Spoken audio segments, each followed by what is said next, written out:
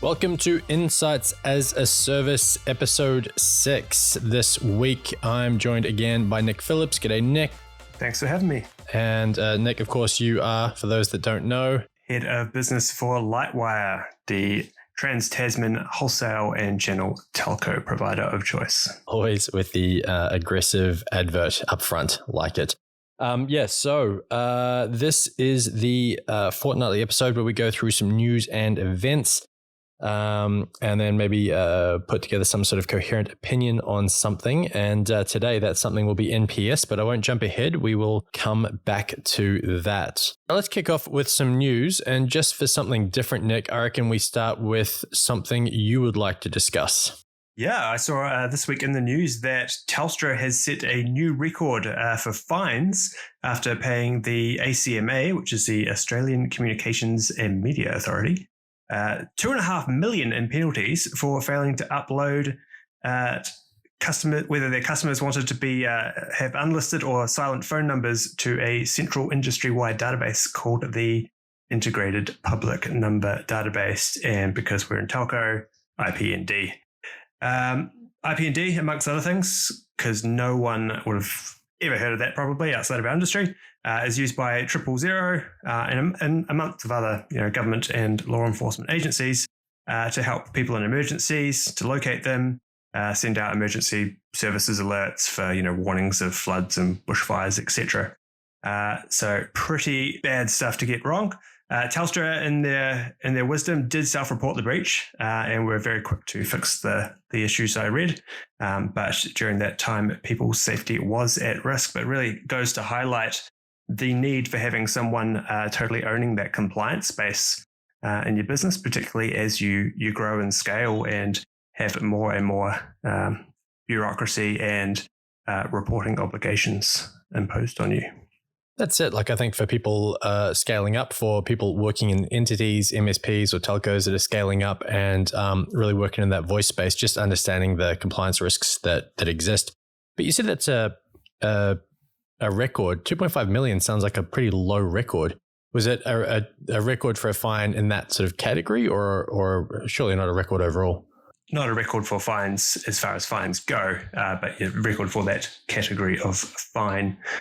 For, I guess, a bit of background context there, a similar model, we believe, is going to be introduced to New Zealand as well in the coming years. So we expect more and more New Zealand telcos to also potentially fall into that trap, though I don't imagine we get to the same scale as $2.5 million in fines should any New Zealand telco stuff up. Well, I mean, who knows? Who knows what sort of regulatory environment they're going to create for us to work within in NZ. Let's kick on to Hyperfibre Chorus news in New Zealand. Hyperfibre, as we know, we do go on about Hyperfibre a bit much, but with its low-cost 8 gig speeds, it seems worth talking about. It's certainly better than anything that's previously existed in New Zealand, and certainly faster and lower cost than anything available in Australia. So in Chorus's words, just as a recap, Hyperfibre is our premium product offering blazing fast speeds targeted early adopters, gamers, and those with massive broadband needs like the content creators and businesses. We are excited to announce the expansion of 2, 4, and 8 gig speeds. So the big news piece here basically is 2, 4, and 8 gig speeds in more places in New Zealand from the 2nd of May 2022.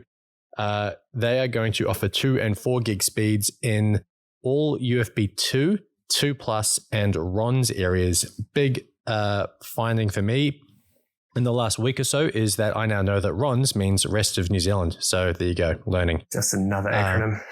Yeah, we could always do with more. So basically, there's very few places you won't be able to get 2 or 4 gig Hyperfibre symmetrical speeds from the 2nd of May 2022. 8 gig though.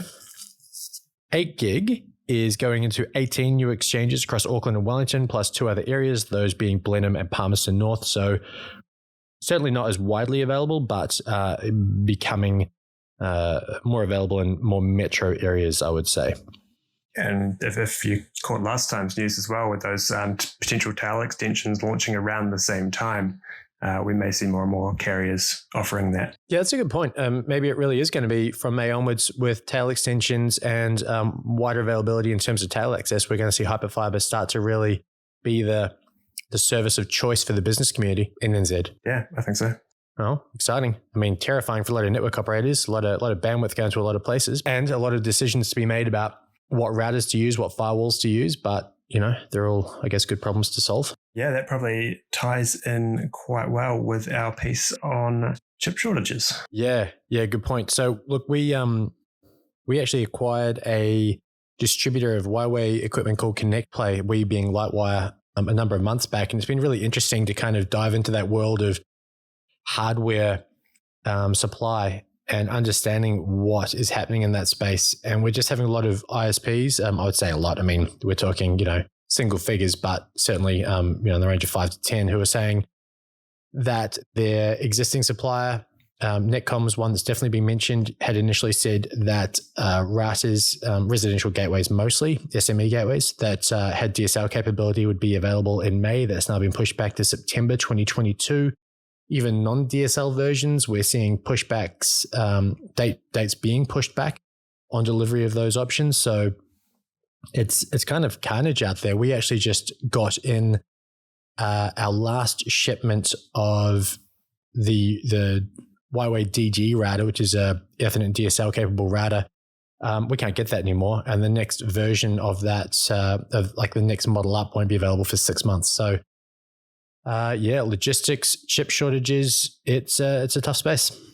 Yeah, and those that can are stockpiling where possible because the future is so uncertain. Yeah, it is. It's I don't fully understand the causes. I know that there's been a drop in supply in some chip categories. I know that shipping is more expensive than ever, but I don't understand how all of that's going to be resolved in the near term. So 2022, certainly the first half of 2022 looks pretty grim, really, from a logistics and supply standpoint. So that'll be fun to come back to. I just want to go back to looking at what NBN Co is up to. So in short, they're pissing off fiber carriers. That's what they're up to. Because they're planning to create an Ethernet enterprise product geared towards data center backhaul requirements. And I think the general feeling is that NBN is moving past the initial aim of being a national infrastructure provider to succeed where the free market failed, and is instead now focusing on where profits can be derived in the business space.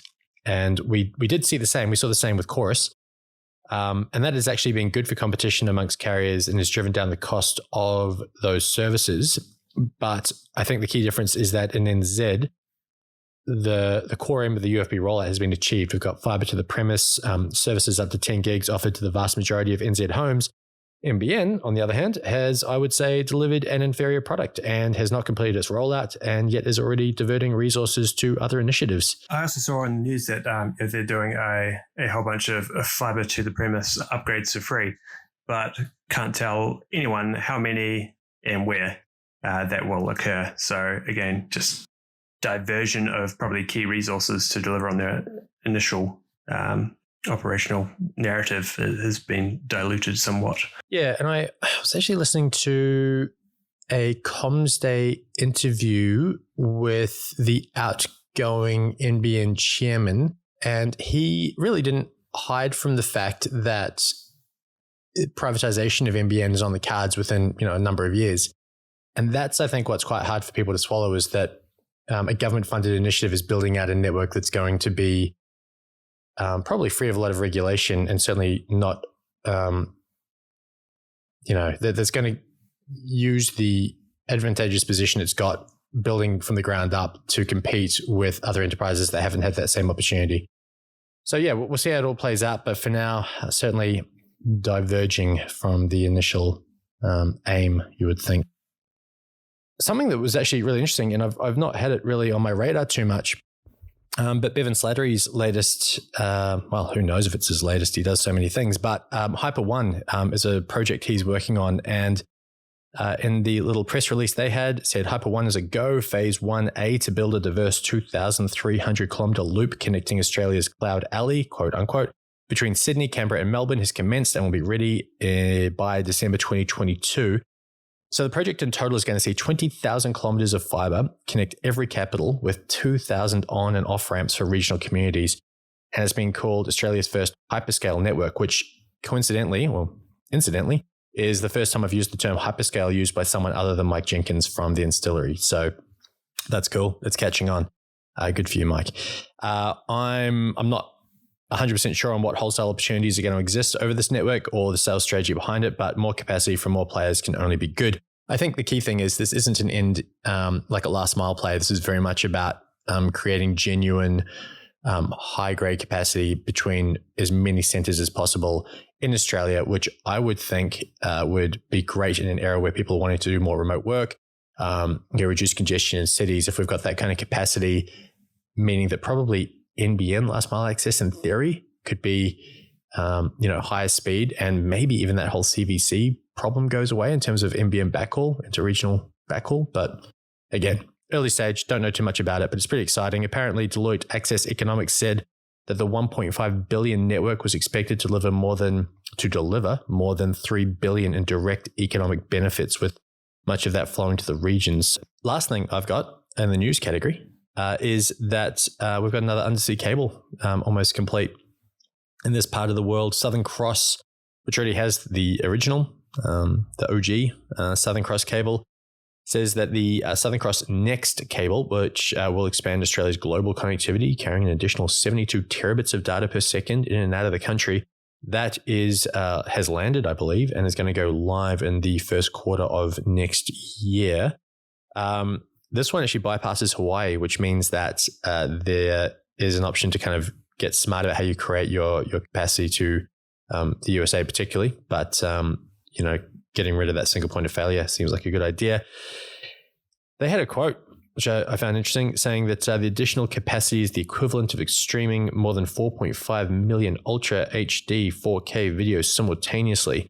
For me, though, isn't that kind of a red herring, because almost all of that content's served onshore? Like, it's all served out of Sydney, typically. Yeah, or locally cached at the exchanges in New Zealand, depending on where you're at. But again, I think it's all about adding capacity. The OG is maxed out, and this is what they have to do to scale up. And with that introduction of Hawaki Nui coming in there, they had to do something. They had to get ahead of the curve. So it'll be interesting to see what they can scale E06 NEXT up to, though, as time goes, because I know they have added a ridiculous amount of additional capacity to the already maxed out OG from its original spec. Slight inside line there with my wife's father. So my father-in-law actually been involved in the E06 NEXT project. Oh, there you go.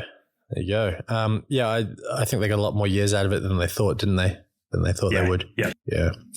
But it's interesting. It's actually what did I say? It was 72 terabits. So the Hawaii Nui cable that we discussed, I think 2 weeks ago, that is going to provide 240. So massively, a lot bigger, a lot more capacity. But until that goes live, Southern Cross NEXT will be the largest capacity route to connect Australia.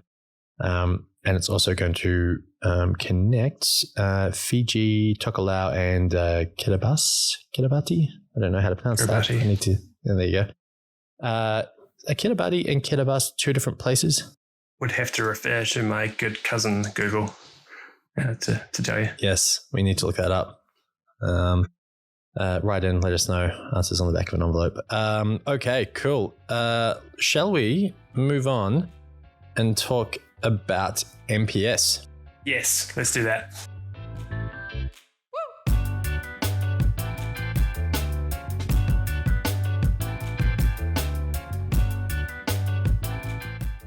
All right, NPS. I want to talk about whether it makes any sense as a defining metric. We know it's easy to measure. We know it produces a number you can track. It feels legitimate. It feels legitimate, but have we all drunk the NPS Kool-Aid? So, full disclosure, we use NPS at Lightwire. So, it's not that we're anti-NPS, but I think it's valuable sometimes to look at what it is we're using to define progress, to define success, and really think about question it. Don't be scared to question things and whether or not they actually make sense.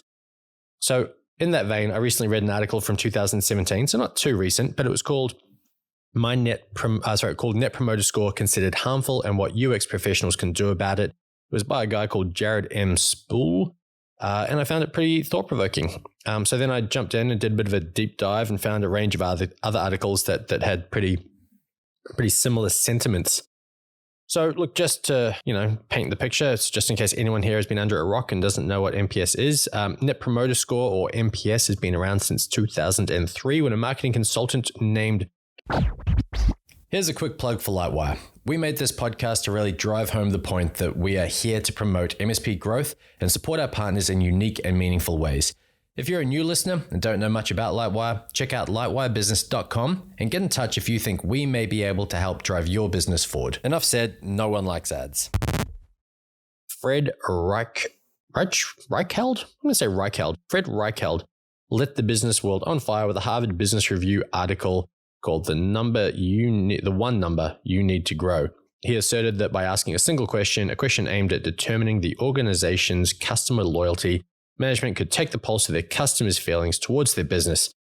And he ended that article with, "This number is the one number you need to grow. It's that simple and that profound." One number to rule them all. Yes. Lord of the Rings nerd.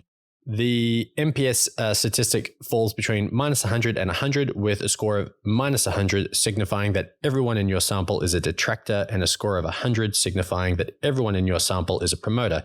A score greater than 0 signifies that there are more promoters than detractors, and vice versa. So, for the record, Lightwire has a score of 53 for our rural New Zealand services and 47 for our Australian and NZ business services. So, we're doing okay. By all accounts, anything over 50 is pretty sharp.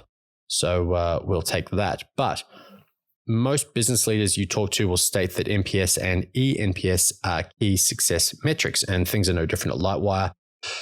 But the logic behind NPS, the way it's calculated, the questions asked, does any of it make sense? So, realizing I'm doing a lot of talking here, Nick, but... How about normal? How about I lead with the question? So, the question respondents are asked is super simple. It's a single question, as we've already stated. How likely are you to recommend a company to a friend or colleague? Plain and simple. On an 11-point scale, with 0 marks as not at all likely and 10 marks as extremely likely. Respondents pick the number. They do, and I guess the formula is any 9s and 10s are considered promoters, 7 or 8s basically just excluded because they're passive, anything 6 and down, detractor. The formula to calculate the score is Net Promoter Score equals percentage of respondents who are promoters, so that's your 9 and 10s, minus detractors, which is 6 or lower. I guess the question is, why not a median? And the weird maths, why they don't pick a median, why they came up with that whole percentage of 9s and 10s minus percentage of 6 and under isn't super clear. And there's a problem with that. The problem is that let's say we have 10 respondent scores.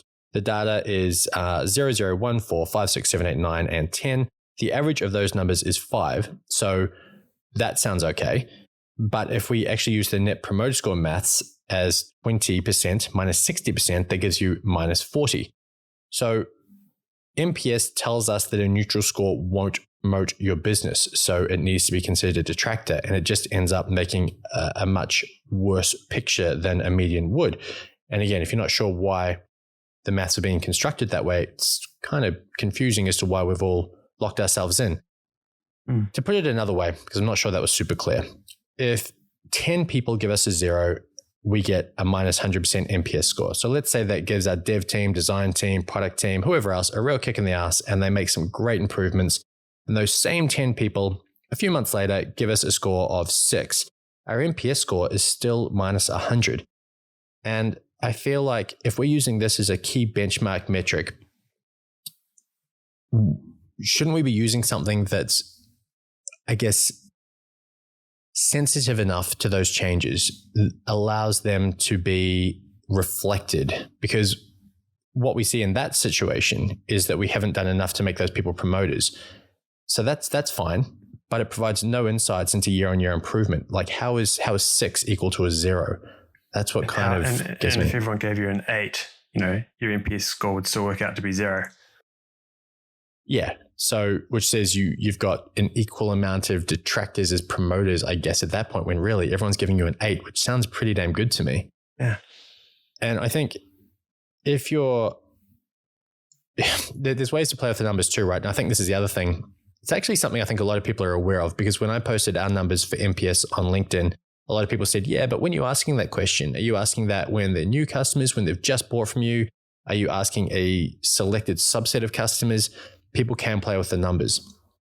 And the question as well, an 11-point scale makes each answer very hard to interpret. So a 3-point scale is, yes, no, maybe. A 5-point scale would even give us clearer insights.